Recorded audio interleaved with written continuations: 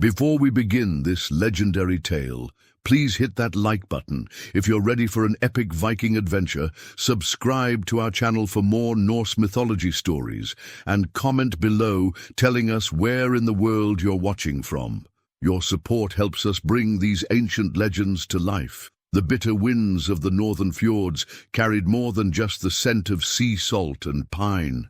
They carried whispers of ancient prophecies and the weight of destiny itself. I'm Thorvald the Flamekeeper, though that title would only come to mean something in the final moments of my mortal life. In those days, I was simply another warrior of the Ironwood clan, my axe sharp and my loyalty sharper still. Our settlement of Raven's Hollow clung to the rocky coastline like a determined barnacle, its longhouses weathered by countless storms, yet standing proud against the elements. The great hall of our Jarl, Grim the Iron-Beard, dominated the center of our village, its carved dragon head seeming to breathe life into the morning mist that rolled in from the dark waters beyond. I remember the morning everything changed with crystalline clarity, the kind of memory that burns itself into your soul like a brand. The sun had barely crested the mountains when young Astrid came running through the settlement, her braided hair streaming behind her like golden fire, her eyes wide with a mixture of terror and wonder. "Thorvald! Thorvald!" she called, her voice cracking with urgency. "The caves! Something moves in the sacred caves." The sacred caves had been sealed for generations, their entrances marked with ancient runes that even our eldest skalds could barely decipher. Legend spoke of treasures beyond imagination hidden within their depths, but also of curses that could doom entire bloodlines. Only the most foolish or desperate souls dared approach them. I found myself among a group of our finest warriors as we made our way up the treacherous mountain path. The morning air was crisp enough to bite at exposed skin, and our breath formed small clouds that dissipated quickly in the wind.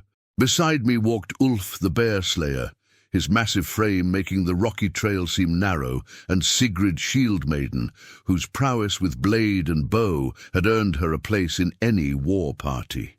"What could be stirring after all these years?"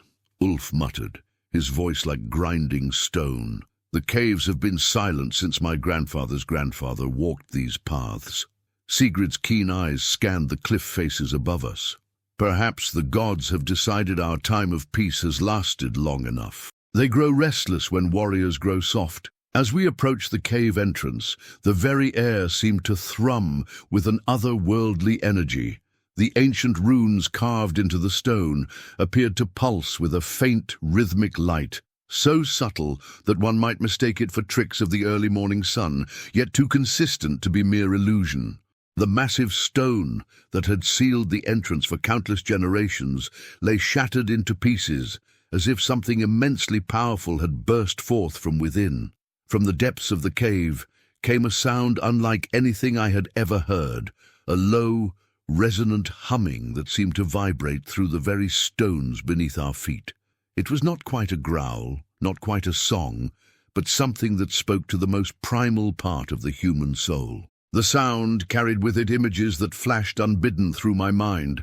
Vast wings casting shadows over burning villages, eyes like molten gold piercing through smoke and flame, creatures of legend soaring through skies painted red with sunset and war. "By Thor's hammer," Ulf whispered, his usually booming voice reduced to barely audible words. "What manner of creature makes such sounds?" Before any of us could answer, the humming ceased abruptly, replaced by an eerie silence that was somehow more unsettling than the strange noise had been. In that silence, we could hear our own heartbeats, the whisper of wind through the cave mouth, and something else, a scratching, scraping sound, as if massive claws were moving across stone. Sigrid notched an arrow to her bowstring with practiced efficiency, her movements fluid and silent. "Whatever it is, it's large, and it's moving deeper into the cave." I drew my sword, the familiar weight of the blade comforting in my grip. The weapon had been my father's, and his father's before him. Iron forged in the fires of Mount Ironspine and blessed by the priests of Odin. Its edge had never failed me in battle, and I prayed to the All-Father that it would not fail me now.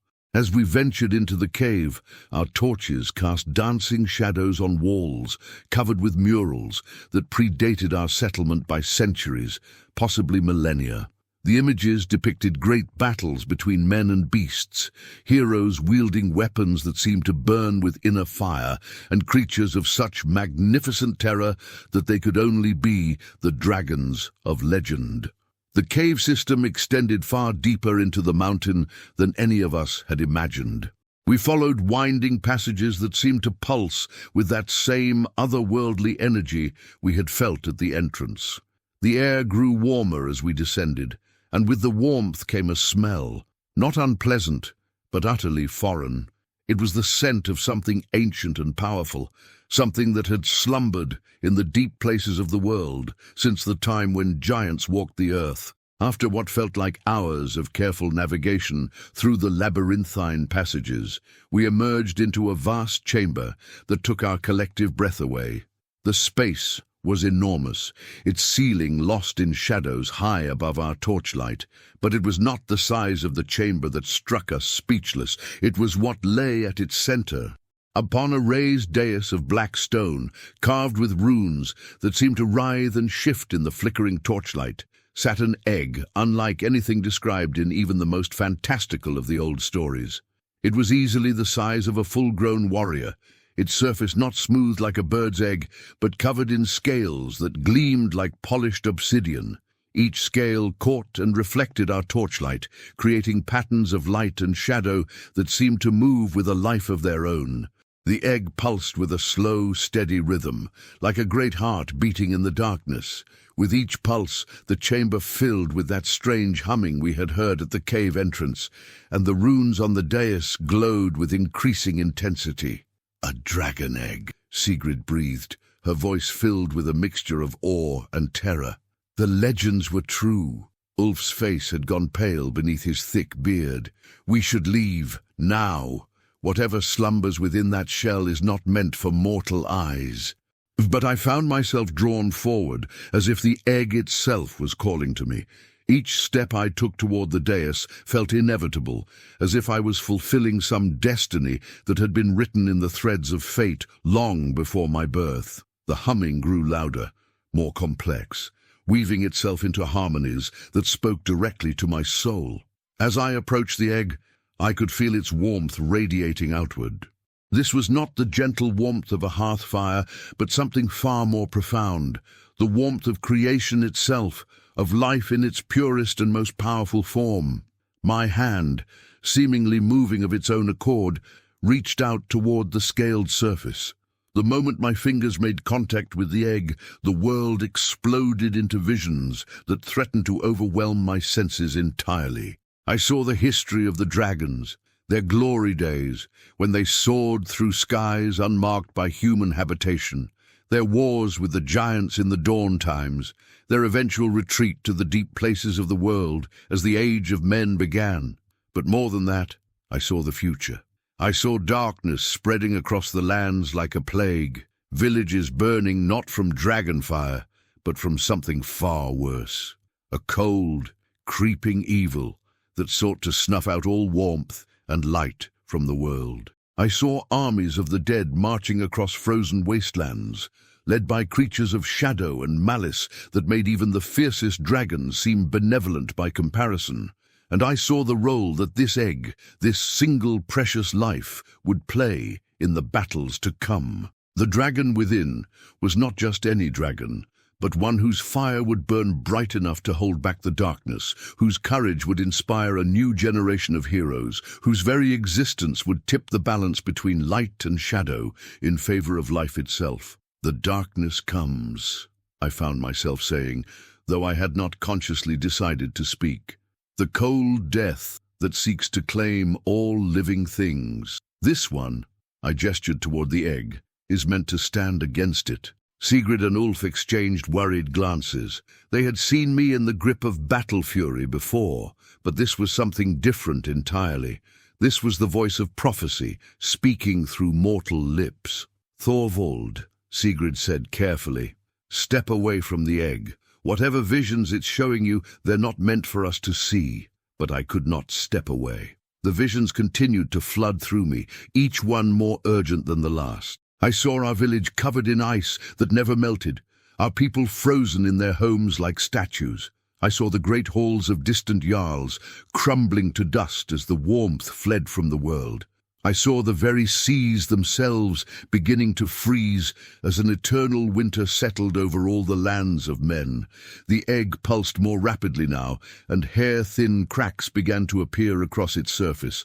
The dragon within was responding to my touch, to the visions we were sharing. It too could see the dark future that awaited, and it stirred within its shell with increasing urgency. "It's hatching," Ulf said, his voice tight with barely controlled fear. "By the gods, it's actually hatching."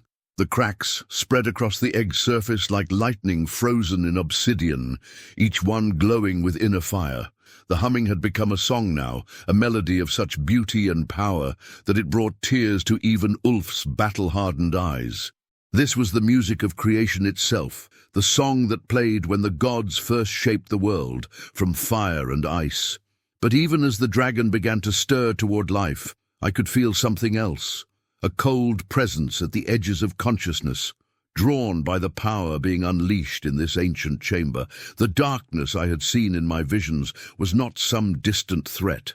It was here, now, reaching through the barriers between worlds to claim this new life before it could fully emerge. The temperature in the chamber began to drop rapidly, our breath becoming visible in the suddenly frigid air. Ice began to form on the walls, spreading outward from the cave entrance like grasping fingers. The torches flickered and threatened to go out entirely, their flames struggling against an unnatural wind that carried with it the scent of death and decay.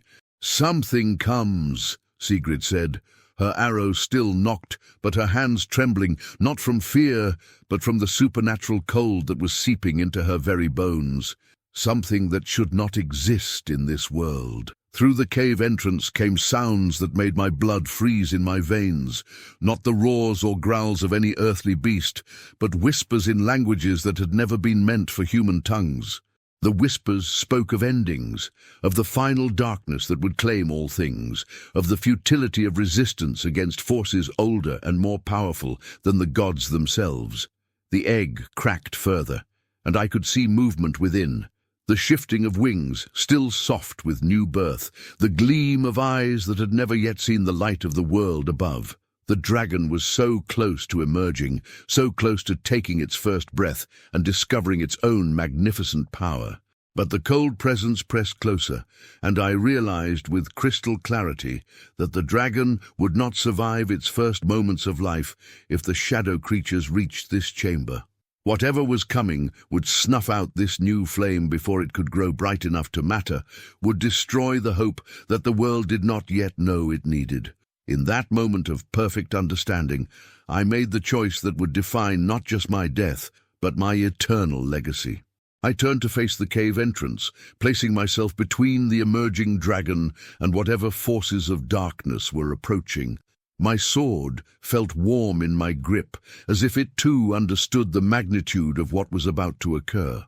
"Get word to the village," I commanded Ulf and Sigrid, my voice carrying an authority I had never possessed before. "Tell them what we found here. Tell them that the old legends were true, and that the time of testing approaches. We're not leaving you," Sigrid said firmly, moving to stand beside me despite the terror in her eyes. "You must," I replied.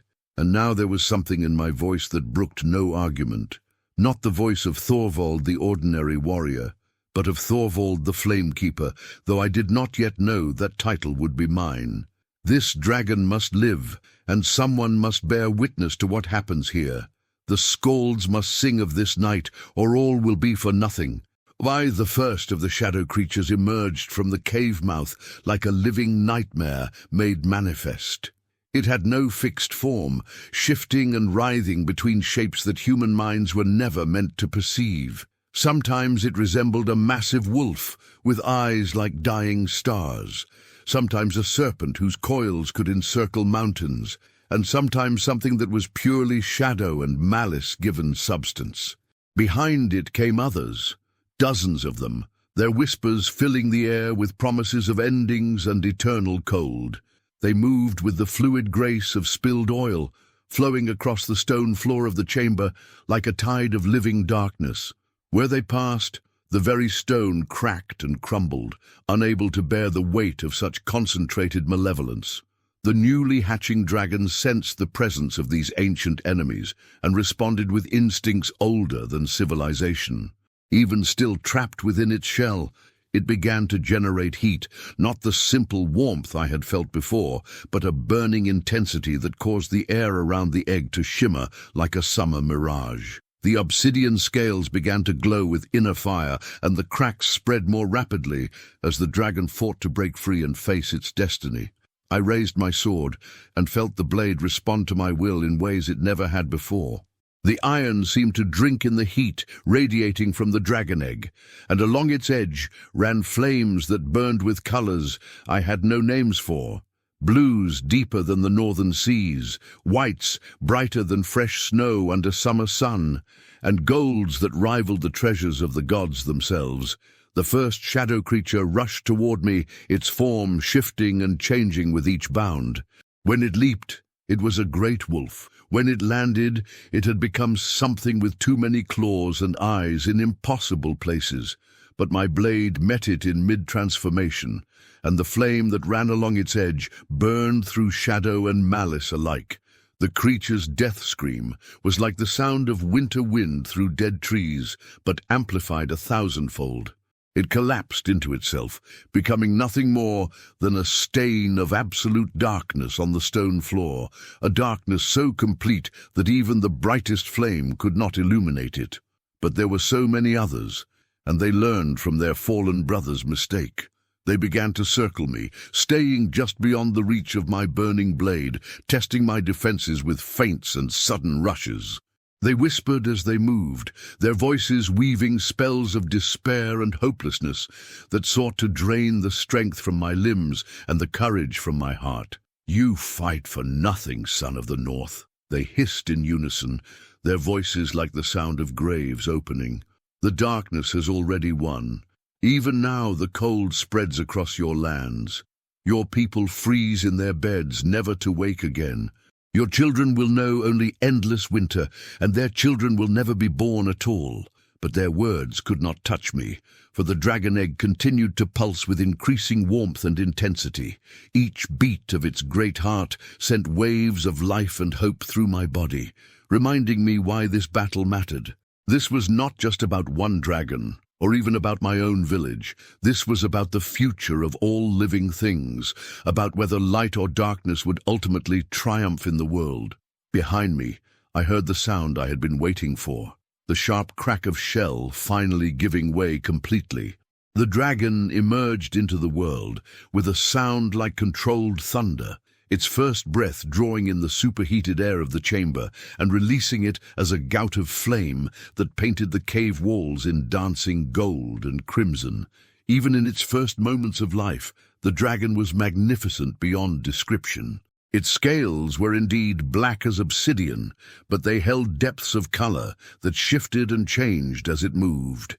Deep purples like the heart of an amethyst, rich blues like the deepest parts of the ocean, and veins of gold that pulsed in rhythm with its heartbeat.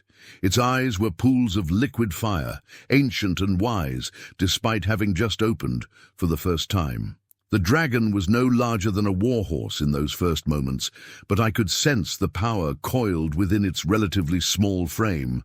This was a creature born to grow into something that could challenge the very foundations of the earth, whose fire would burn bright enough to be seen from the halls of the gods themselves. The shadow creatures recoiled from the newborn dragon's flame, their forms becoming less solid, less certain. For all their ancient malice, they were creatures of endings and entropy. The dragon represented creation and growth, concepts that were anathema to their very existence. "Now you see," I said to them, my voice carrying across the chamber with unexpected authority. "This is why you came. This is what you fear. Not my sword, not the strength of mortal warriors, but the promise of new beginnings, of life triumphing over death, of warmth conquering cold. The dragon turned its great head toward me, and in its eyes I saw intelligence that was already ancient, wisdom that had somehow been passed down through generations of dragonkind, despite this being its first moment of true life. It understood what I had done, what I was prepared to do, and why such sacrifice was necessary. In that shared moment of understanding, something passed between us. Not words, for dragons do not speak as humans do, but something deeper. A connection that transcended species, that linked my mortal soul to its immortal flame. I felt my consciousness expand, touching the edges of the dragon's vast awareness, feeling the immense power that flowed through its veins like molten gold. The shadow creatures sensed this connection and knew that their window of opportunity was closing rapidly. They abandoned all pretense of strategy and rushed forward in a coordinated assault, their forms blurring together into a wave of pure malevolence that threatened to overwhelm my defenses through sheer numbers. I met their charge with my flaming sword raised high, but even as I fought, I knew that conventional battle would not be enough. There were too many of them, and they were too alien, too removed from the natural order of things to be defeated by mortal weapons alone, even weapons touched by dragon fire. The dragon, still weak from its recent hatching, attempted to aid me with gouts of flame that drove back clusters of the shadow beings, but its fire, while impressive, lacked the focused intensity it would possess in maturity. The creatures reformed after each blast, their numbers seemingly undiminished. It was then that understanding struck me like a bolt from Thor's hammer. The connection I felt with the dragon was not just spiritual, it was literal.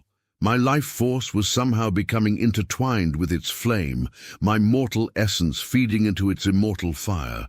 The bond would allow the dragon to burn far brighter than any newborn should be able to, but the cost would be my own life. I felt no fear at this realization, only a deep sense of rightness, as if this moment had been planned by the Norns themselves since the day of my birth. This was my purpose, the reason I had been drawn to this place at this time.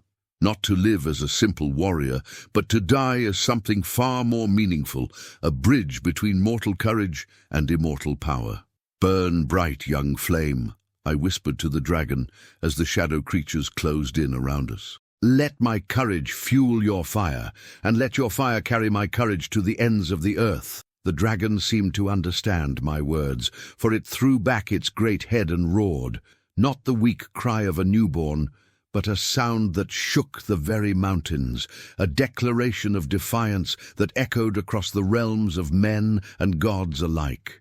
And within that roar, I could hear my own voice, my own determination, amplified and transformed into something that could not be ignored or forgotten. The shadow creatures faltered in their advance, recognizing too late what was about to occur. But their hesitation came at the worst possible moment for them, for the dragon and I had become something greater than the sum of our parts. My mortal courage flowed into its immortal heart, while its divine flame suffused my human form with power beyond mortal ken. I charged forward into the midst of the shadow host, my blade trailing fire that burned away the darkness wherever it touched. But more than that, my very presence had become anathema to these creatures of ending. Where I walked, life bloomed. Not literally, for we were in the depths of a mountain cave, but spiritually, symbolically. I had become a focal point for all the forces that opposed entropy and despair. The battle that followed was unlike anything recorded in the songs of skalds or the stories of shamans. It was not just a fight between warriors and monsters, but a clash between fundamental forces of creation and destruction, between the warmth that nurtures life and the cold that claims it. My sword cut through shadow stuff as if it were morning mist, each strike accompanied by explosions of golden fire that left the creatures screaming in languages that predated human speech. But there were always more of them, and I could feel my strength beginning to ebb. The connection with the dragon was sustaining me, but it was also consuming me. With each passing moment, more of my essential self flowed into its flames, until I began to feel as if I was becoming less corporeal, more spiritual.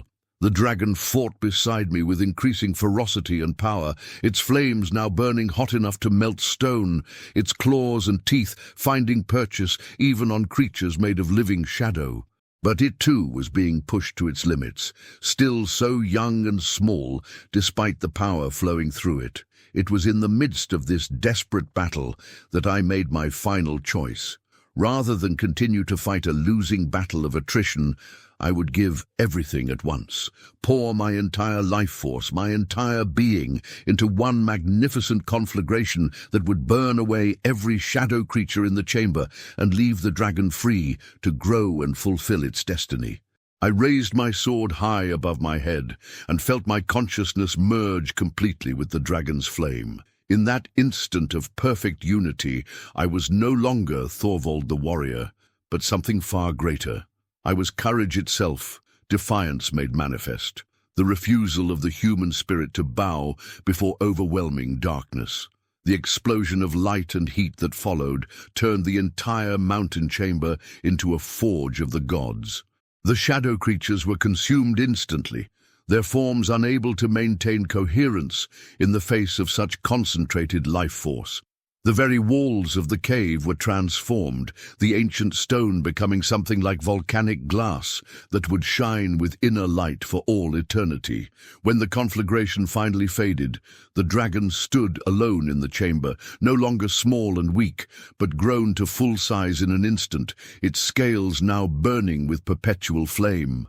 And within that flame, clearly visible to any who looked upon the magnificent beast, was the spirit of a warrior who had given everything to ensure that hope would survive the coming darkness. Years have passed since that night in the sacred caves, and the world has indeed seen the darkness I witnessed in my visions. The cold death came as foretold, sweeping across the northern lands like a plague of winter that knew no spring. Villages froze in the grip of unnatural ice. Armies of shadow creatures marched under skies that never showed the sun, and for a time it seemed that all warmth would flee from the world forever. But they had not counted on the dragon. The great beast soars now above the lands of men, its flame-wreathed form visible even from vast distances. Where it flies, the ice melts, the shadows retreat, and hope returns to the hearts of those who had given up all faith in the future.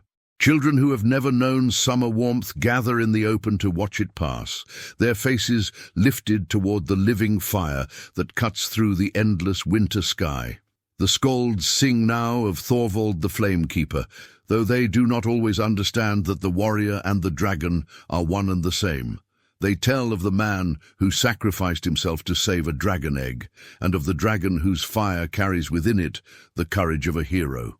They do not realize that these are not two separate stories, but one story told from two perspectives, for I am still here within the dragon's flame, my consciousness merged eternally with its immortal spirit. When the great beast breathes fire, it is my courage that gives that flame its power to inspire hope. When it roars defiance at the forces of darkness, it is my voice that mortal hearts hear calling them to stand firm against despair. And sometimes, in the quiet moments between battles against the shadow, the dragon lands in the ruins of what was once Raven's Hollow. There, among the stones that mark where my people once lived and laughed and told stories of their own, the great beast rests its magnificent head and remembers what it means to be human, to love mortal things despite their fragility, to find meaning in sacrifice rather than victory. The war between light and darkness continues and will continue until the end of all things. But in the skies above, wreathed in eternal flame, and guided by the spirit of a warrior who chose hope over fear, flies the proof that some fires can never be extinguished, that courage, once given freely, becomes immortal. And when children ask their elders why the dragon's flame burns so bright, why its fire brings such comfort to troubled hearts, the old ones tell them the truth, that within every flame lives the spirit of someone who chose to burn brightly rather than curse the darkness, and that such spirits can never truly die. The legend lives on, carried on wings of fire across skies that will know darkness, but will never again know despair. For legends once kindled in the forge of sacrifice, burn forever. Thank you for joining us on this epic journey into Norse mythology. If this tale of courage and eternal flame moved you, please like this video, subscribe for more legendary stories, and let us know in the comments where in the world you're watching from. Your support helps us continue bringing these timeless tales to life. Until next time, may your own inner fire burn bright against whatever darkness you face.